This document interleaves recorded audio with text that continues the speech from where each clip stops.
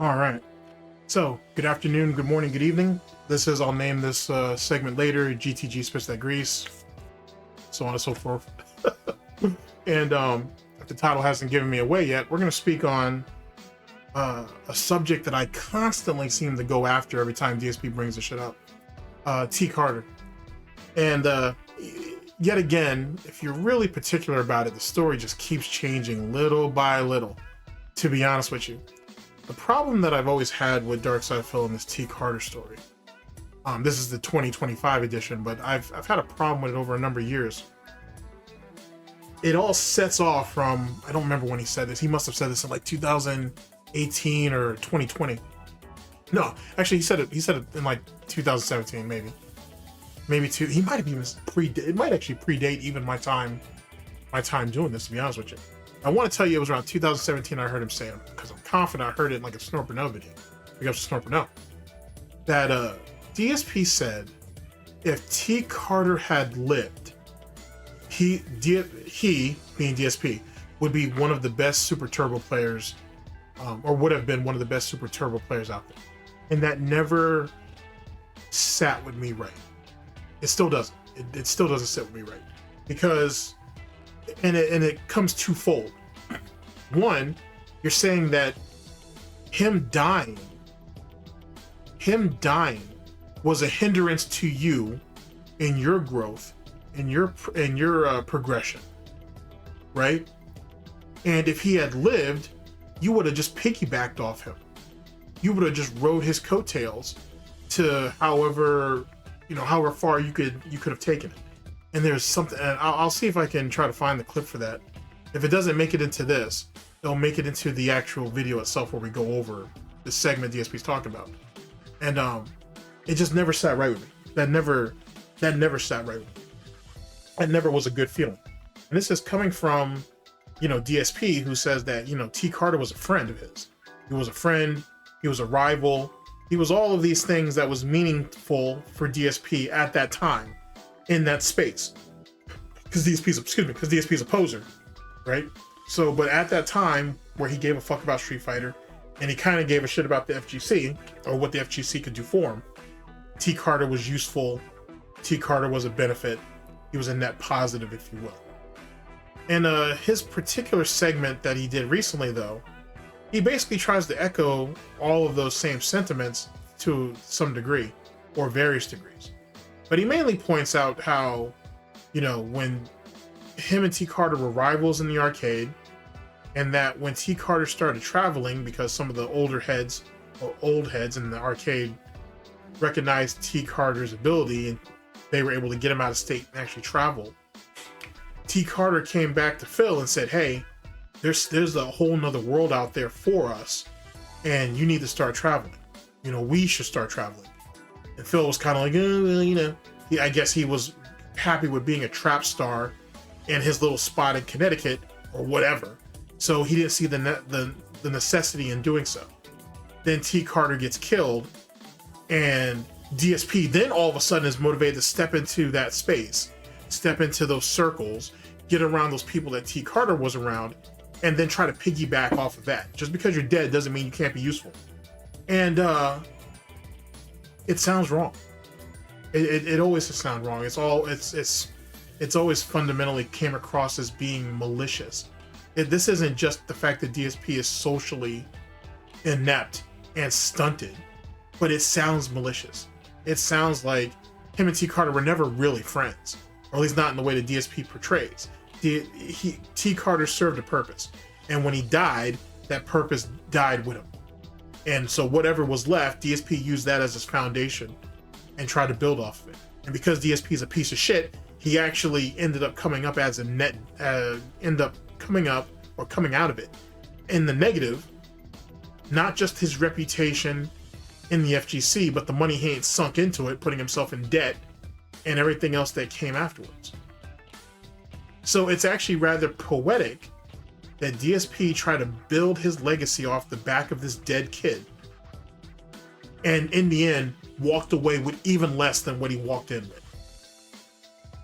And this right here is just another retelling, to some degree, of DSP's story of him and T. Carter's relationship, if they really even had one. DSP has always tried to cling on to the idea that him and T. Carter were like best of buddies and shit. And you know, T. Carter was taken away so young, and it's unfortunate. And he started traveling. He started to really participate in the tournament scene as a way of not hallmarking, but as a way of, I guess hallmarking could work, but as a way of honoring his dead friend and their relationship. And as DSP navigated through the FGC, he always felt like T. Carter was with him. Now, has DSP ever said those things? Of course the fuck he didn't. I said that. DSP doesn't have it in him to say that. That's why he couldn't go to T. Carter's grave. That's why he couldn't go to T. Carter's funeral. That's why he couldn't go to his mother and give his condolences. Just another dead Negro. It is what it is. You know, he was good. He was good for something while he was around. He's dead now. But then again, DSP did give us that spiel, what, a couple of T. Carter stories ago about, you know, I felt like I was the one that was responsible if I had just taken him home, man, or if I had just gone to whatever little meetup they had, maybe he wouldn't have gotten killed and the whole city was hurting and whatnot. And DSP for years, apparently years, harbored all that guilt that he was the one that was responsible for T. Carter's death. Ironically enough, ladies and gentlemen, DSP had told that story of T. Carter and his murder and their friendship and all that other bullshit plenty of times up to that point.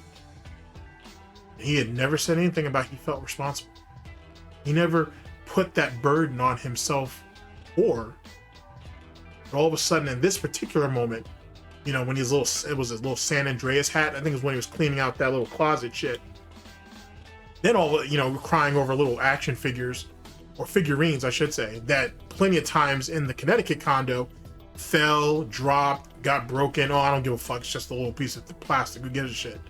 But while he's reminiscing, all of a sudden, he's letting it all out that, you know, the city was hurting. He felt responsible, yada, yada, yada, yada. It makes you think. It really do. But it also shows you what kind of sick little monkey DSP, Darksydephil, Phil Burnell, Dark Geppetto really is. It goes back to the tomes that I've tried to say on how he looks at people, how he views people, how he uses people. To be honest with you, if he could have exploited John and Howard to the death, he would have. Theoretically, he still does every once in a while, at least once or twice a year. So what makes this kid any different? And the fact that he keeps bringing it up, you know what I'm saying, is the wildest shit. It's like, let that kid die, man. Like, it will not let him die. I mean, sadly, he's already died. Let him rest. Let it go. You guys really weren't that close. And it's only gonna be a matter of time that someone actually go out there and maybe ask around and find out. It's not gonna be long to figure out if, hey, does John and Howard actually know anything about that? Because that's an interesting thing too. Because it was, according to him, to Phil, it was after he died, is when, after T passed away, let's say that, let me not be so blatant about it. It was after T Carter passed away is when DSP started to really think, well, maybe I can do this, and whatnot, and started to become motivated to take himself more seriously. Then he starts kind of grouping up with people, and then he starts traveling. The timeline seems kind of weird though, because he didn't meet John, and I'm pretty confident he didn't meet Howard until after 2005, which is when he took 4th place at EVO that year. So I would have to go back and find out and look, there's public documents, on when T. Carter was murdered. But if the timeline is slightly off, when was it that you were associated with him? Because in another story he's told, he said that he knew at least of Scott.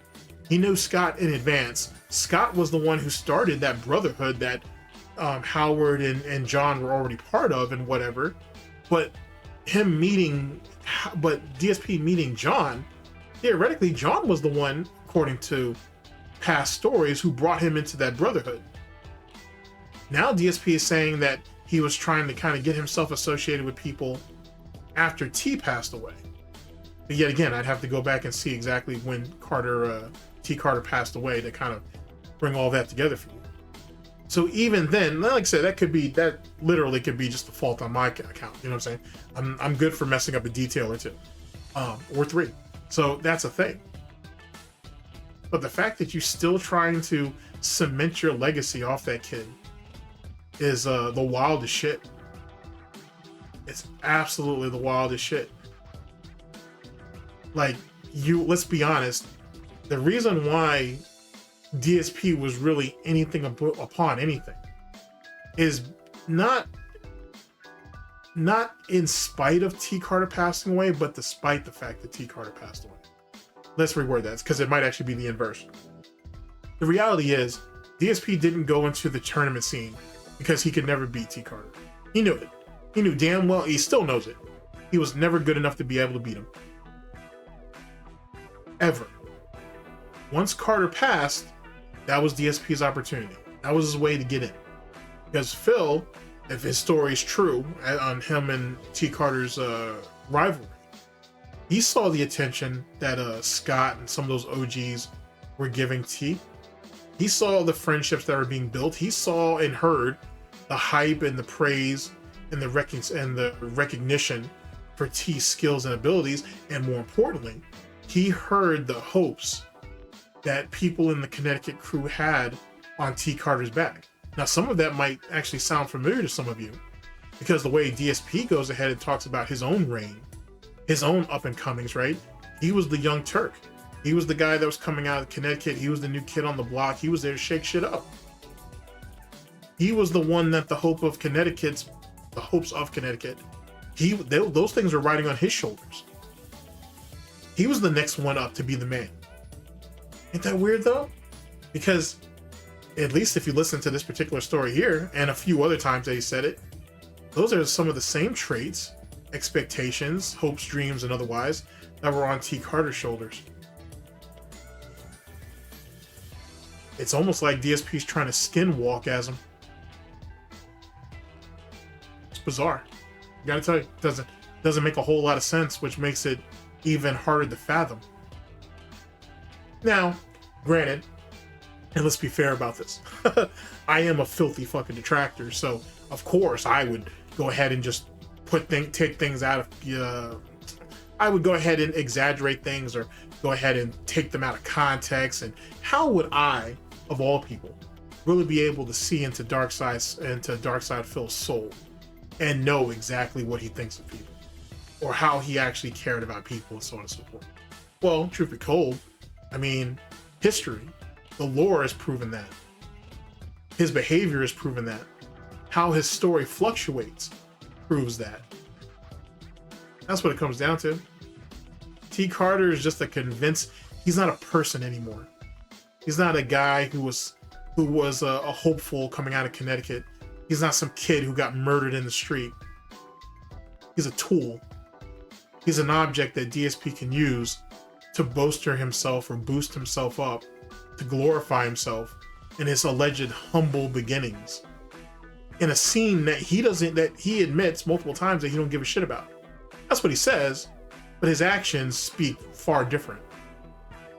That's how I can judge him. That's how anybody can, to be honest with you. But that's just my particular thoughts. And it's never going to stop, to be honest with you. It's one of the few things in DSP's life as a narrative that he can control. Who's going to come out and say otherwise? John and Howard, they've moved on with their lives. Scott passed away a long time ago. Most of the guys that were part of the Connecticut crew have moved on, and there's a whole new squad that have come through. And most of them, at least in some of the discords that I've kind of floated around in, and his name has floated around or whatever, they don't even know who DSP is. They don't know who Darksydephil is. They don't know who Woe Moses is. They don't know any of that shit. Most of them don't even know what SRK is or what it was. Most of them don't care. And though I think knowing your past is important, so this way you don't repeat the mistakes of it, is it really the past of a city? Is it really the past of a particular city or of a scene, if you will, the Connecticut scene, if the very person we're speaking about was never really relevant in it? He was just some asshole that ran his mouth and shit. He didn't really bring any value to himself or anybody else. So why should you remember that? Why should you care about that? What's the real point in it? Or in that, I should say. something to think about. Ladies and gentlemen, thank you very much for listening in. I very much appreciate it. I'll catch you guys for the next one of these, whenever that may be. Hopefully sooner than later. I never took well to that, to be honest with you. I've never taken well to that. And yet again, because T is dead, DSP can completely and utterly control the narrative. And he has for quite a bit of time.